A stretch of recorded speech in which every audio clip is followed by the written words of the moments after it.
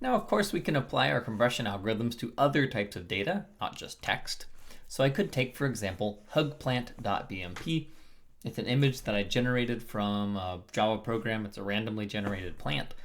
And if I fed it into the Huffman compression algorithm, I would get back a stream of bits, or a sequence of bits, that is around 2 million bits long. That's the compressed version, which is better than the original 8.4 million.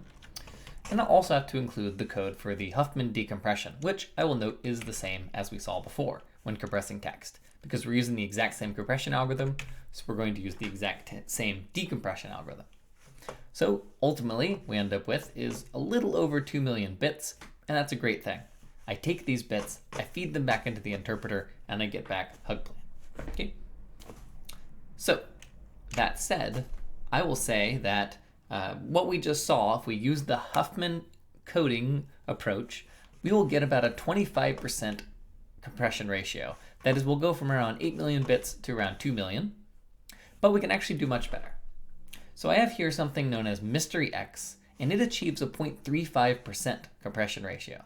That is, it's only 29,432 bits. That is an amazing amount of compression, way crazier. If we think about it, well, out of the 2 to the 8,389,584 possible bit streams of that length, well, only 1 in 2 to the 8,360,151 could be generated by our interpreter using an input of this length. So this is a very, very special bit stream.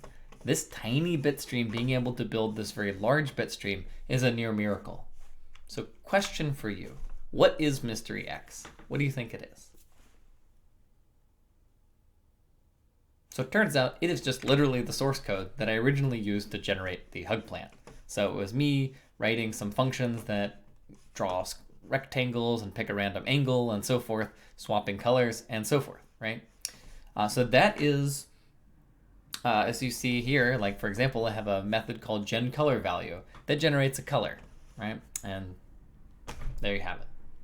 So that's pretty extraordinary to realize that there is actually a connection between some kind of compressed data and actual source code. In this particular case, the hugplant I built, everything in it, it's all readable, it's all useful.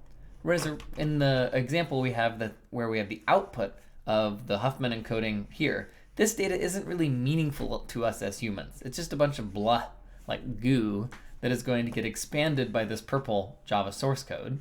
But here, everything is useful to us. So I find that pretty interesting. So this raises a couple of really interesting philosophical questions we're going to pursue in this lecture. Could we build a comprehensible compression algorithm that will take a picture and it will output a useful a useful readable piece of Java code that when fed to an interpreter gives us back that plant? So in other words, this comprehensible compression algorithm would need to somehow look at this plant and produce code that looks like this. That would be the goal. That would be a crazy thing if it was possible, but pretty great. You would just say, hey, write me a program that makes plants, basically. And then an interesting and related question is, could we create an optimal compression algorithm that takes as input some hugplant picture and outputs the shortest possible Java program that outputs the bit stream? So here we want comprehensibility, and here we want optimality.